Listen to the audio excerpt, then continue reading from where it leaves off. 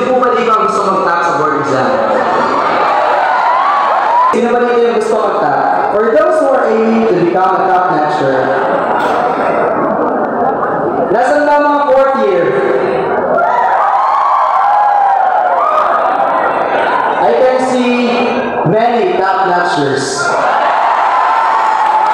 For those who are aiming to become a top notcher, let me leave you these tips. Number 1, just as what I've done, desire for it. Do you have the desire? Hindi naman? Narang mo excuses, ay gusto ba na ako major?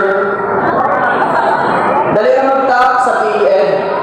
You know what? The technique if you have a major is to focus on your major, not your course. Because the professional education and general education would be a piece of cake for you because you have a major. So what you're gonna do is focus more on your major. Number 2, pray for it. Do not leave God.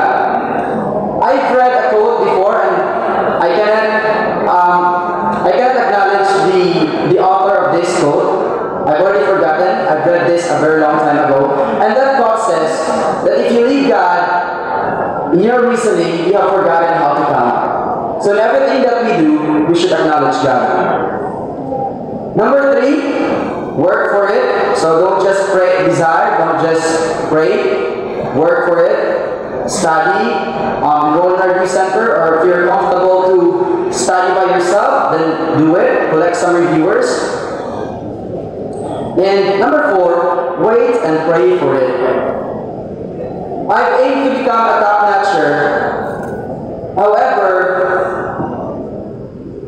it was granted after 5 years. And number 5, praise God for His will. Wala kang tao or estudyante nga nanikamot ng kasagitan sa Ginoo. Lastly, let me leave you these verses from the Bible. Isaiah 60:22 says, "The smallest family will become 1,000 people, and the tiniest group will become a mighty nation. At the right time, I, the Lord, will make it happen." Jeremiah 29:11, "For I know the plans I have for you, declares the Lord." It is the Lord who declares. It is not just a mere human being, but it is the Lord, maker of the heaven and earth. Plans to prosper you and not to harm you. Plans to give you hope and a future. Once again, this is Mr. Alexander Robin M. Capito, Top 7, October 2022, License for Examination for Professional Teachers.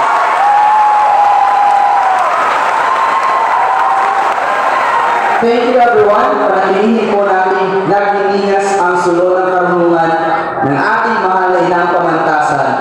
Mabuhay PNU Mindanao. To God be all the glory. Good afternoon.